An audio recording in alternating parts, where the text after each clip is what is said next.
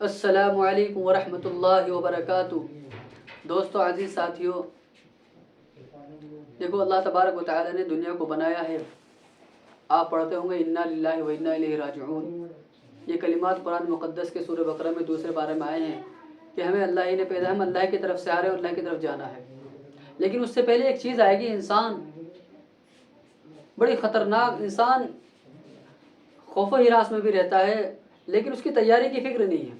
قیامت جس کو کہا جاتا ہے، قیامت، لفظ سے قیامت، یہ ایسی چیز ہے کہ انسان گھبرا جائے گا، اور اس وقت جب یہ قیامت آئے گی تو کیا کیا انجام ہوگا، کیا کیا انسان کے سامنے حالات آئیں گے۔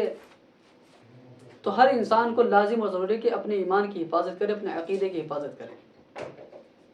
قیامت کبریٰ ایسی قیامت قائم ہوگی کہ جس کے بارے میں قرآن اور حدیث آپ صلی اللہ علیہ وسلم نے بتایا۔ قرآن الگ بتا رہا ہے کہ قیامت کبریٰ کیا ہے، کن علامات قیامت کبریٰ ہے کیا ہے۔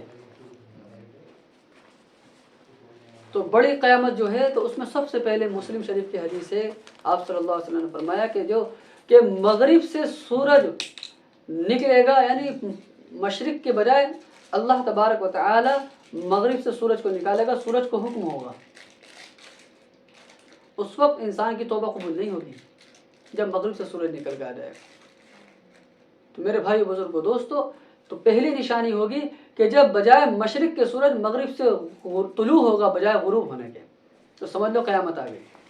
دوسری نشانی ہے کہ اللہ کے رسول قرآن میں ہے کہ اخرجنا لهم دابۃ من الارض تکلمهم ان الناس كانوا بآیاتنا لا یوقنون۔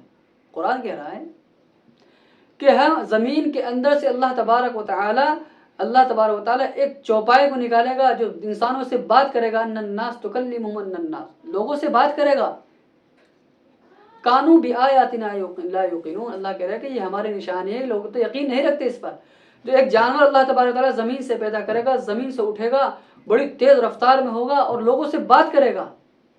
دوسری نشانی قیامت کبریٰ، تو سمجھ لو قیامت آ گئی۔ انسان خوف و ہراس میں ہو جائے گا۔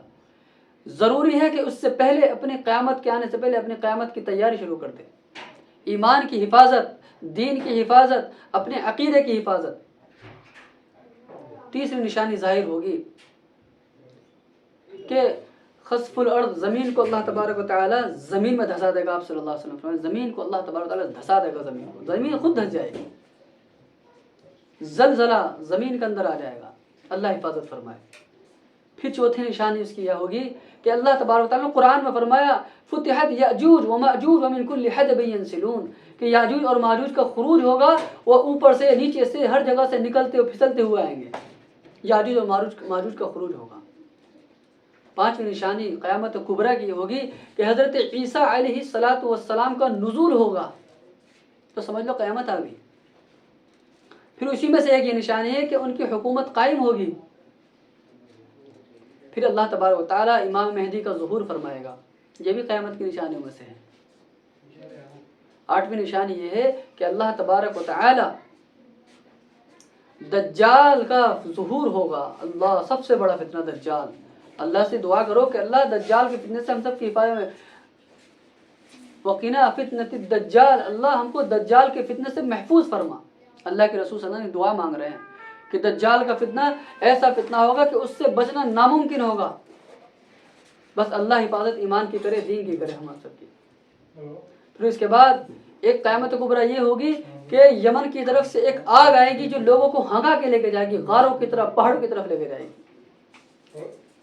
پھر ایک نشانی یہ بھی قیامت کبریٰ کی ہے کہ ٹھنڈی ہوا چلے گی، جس کسی کے پاس ہوا جائے گی وہ وہیں کا وہیں بالکل ختم ہو جائے گا۔ اور اسی طریقے سے اللہ تبارک و تعالی جو ہے، لاسٹ نشانی اس کی یہ ہے کہ اللہ تبارک و تعالی وہ جو آگ آئے گی، لوگ پھر سور پھونکا جائے گا، پھر لوگ زندہ ہو جائیں گے، سمجھ لو قیامت آ گئی۔ اس کے بعد قیامت قائم ہو جائے گی، پھر اللہ تبارک و تعالیٰ کے سامنے کھڑا ہوگا۔ ہر انسان کو کھڑا ہونا ہے۔ جب لوگوں کی، جن کی یہاں بادشاہ چلتی تھی، سب کی آواز پست ہو جائیں گی، اللہ تبارک و تعالیٰ کی بادشاہ چلے گی۔ اس کے بعد کوئی بادشاہت کسی کی قائم نہیں ہوگی۔ لمن الملک اليوم للہ الواحد القہار۔ تو میرے بھائی بزرگو، دوستو، تو اس قیامت کے آنے سے پہلے قیامت صغریٰ تو بالکل آئی گئی ہے، یعنی شراب نوشی، عیاشی، جگہ جگہ پر زنا، ماں باپ کی نافرمانی، چوری ڈکیتی بلکہ سر عام ہو رہے ہیں، نافرمانی، سرکشی اور حرام حلال کے بالکل امتیاز اور طریقہ ختم. تو یہ تو قیامت صغریٰ تو قائم ہو گئی، لیکن قیامت کبریٰ آنا باقی. اللہ تبارک تعالیٰ قیامت صغریٰ ہو یا قیامت کبریٰ، اللہ ہم سب کی حفاظت فرمائے، دین کی اور ایمان کی حفاظت فرمائے، اور ہمارے عقیدے کی حفاظت فرمائے، اور ایمان پر خاتمہ نصیب فرمائے. وآخر دعوانا ان الحمد للہ رب العالمین. السلام علیکم ورحمۃ اللہ وبرکاتہ.